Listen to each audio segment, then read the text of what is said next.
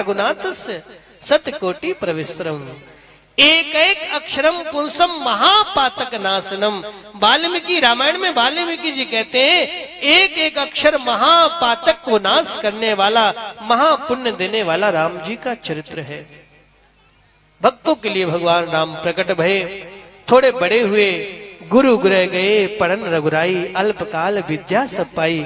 सारी विद्या निधि ने विद्या पाली है।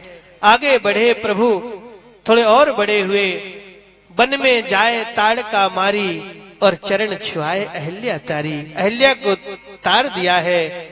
आगर के जनक के यहाँ मान बढ़ाया है। धनुष यज्ञ में धनुष भंग करके सीता के साथ स्वयंवर किया है। बोलो सियावर रामचंद्र भगवान की जय हो। जनक दुलारी सीता का वर्ण कर लिया है।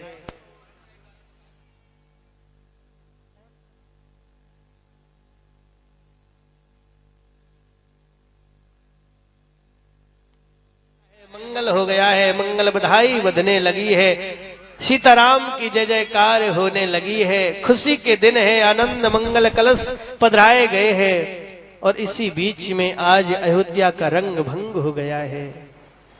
भगवान राम को वन जाना पड़ा, वन गमन मिला है।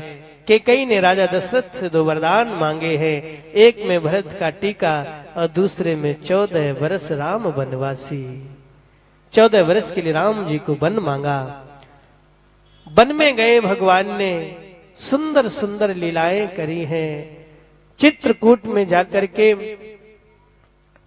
भगवान ने विश्राम किया। भरत जी लेने आए, भगवान ने मना किया। चरण पादुका लेकर के भरत लौट करके आए। भगवान ने सोचा अब यहाँ रुकना ठीक नहीं है। भगवान और आगे बढ़े, पंचवटी में गए। वहां सीता का हरण हुआ और सीता हरण के बाद रावण और भगवान श्री राम का युद्ध हुआ। और उस युद्ध में भगवान श्री राम की विजय हुई, रावण की परास्त हुआ। सोने की लंका विभीषण को प्रदान कर दी है और पुनः भगवान श्री राघवेंद्र अवध में राजाधिराज बन गए हैं। बोलो रामचंद्र भगवान की जय हो। रामाय रामभद्राय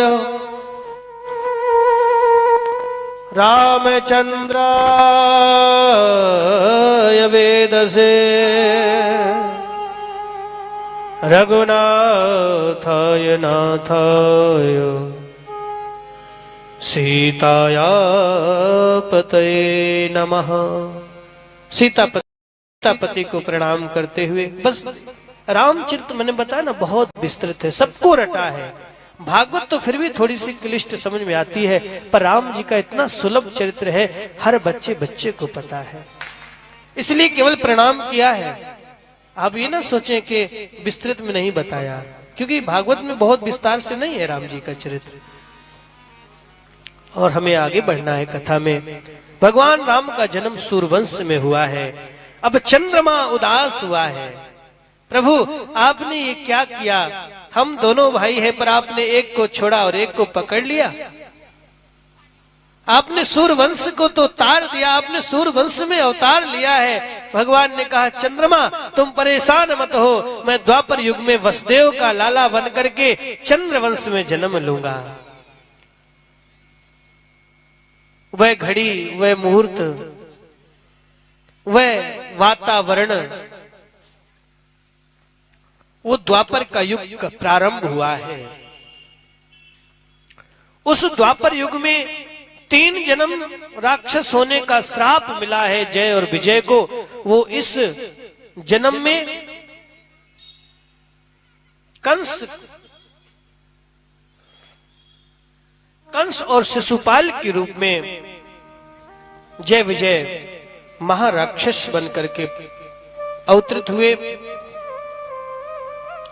सूरसेन का पुत्र कंस इतना आताताई है, इतना दुराचारी है, इतना पापी है कि उसने अपने पिता को ही कैद में डाल दिया और खुद बिना राजाभिषेक के राजा बन गया।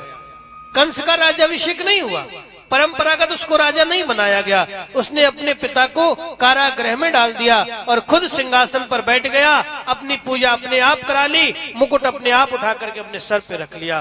बोलो राजा कंस की जय, बोलो राजा कंस की जय, और अपने आप अपनी जय जयकार करवाने लगा, अपने आप जय जय